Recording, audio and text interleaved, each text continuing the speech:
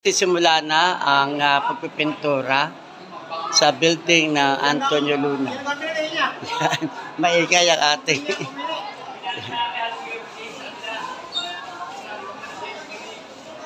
So, nagbibigay siya ng instruction.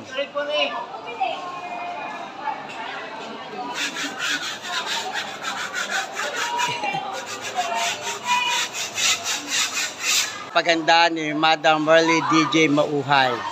So, nakahingi siya ng may nag-sponsor ng pagpapintura at pagpapa-landscape nitong Antonio Luna sa kanyang estudyante.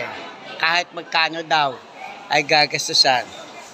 So, nagsisimula na sila na magpintura ng kahabaan ng building na ito. So, yan.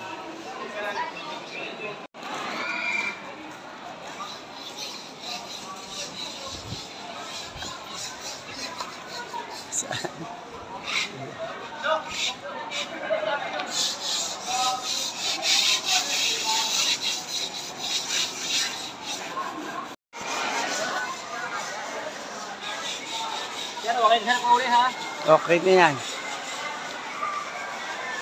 Yan ang kahabaan ng building na Antonio Luna.